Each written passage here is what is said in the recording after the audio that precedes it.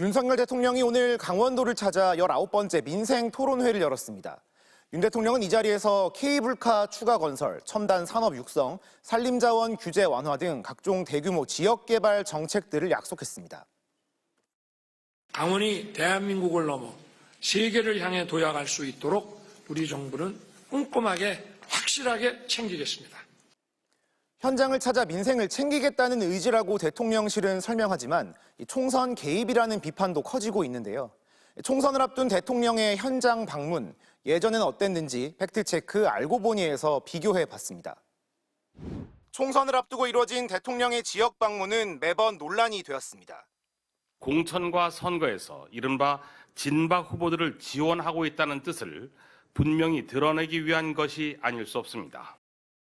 부산 경남의 민심이 심상치 않으니까 여당의 선거운동을 돕겠다는 심산으로 부산을 찾은 겁니다. 총선 2달 전인 2월부터 오늘 날짜까지 박근혜, 문재인, 윤석열 새 대통령이 공무원 아닌 지역민들의 민생 현장을 방문한 일정을 확인해 봤습니다. 지역 한 곳의 일정들을 하나로 묶었을 때 박근혜 전 대통령은 4번, 문재인 전 대통령 8번, 그리고 윤 대통령은 14번 현장을 방문했습니다.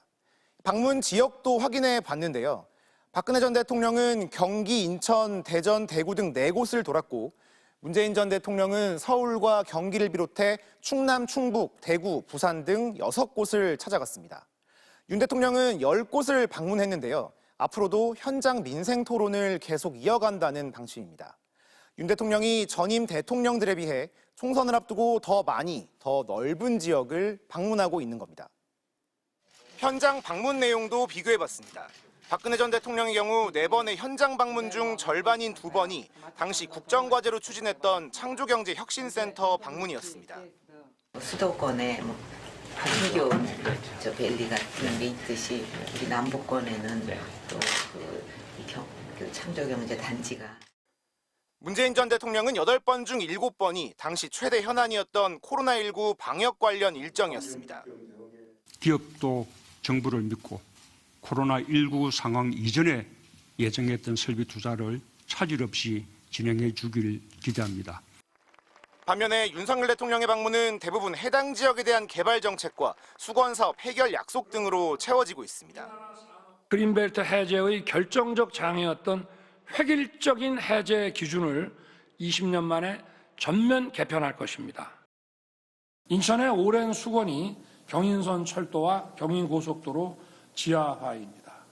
이 사업에 박차를 가하겠습니다.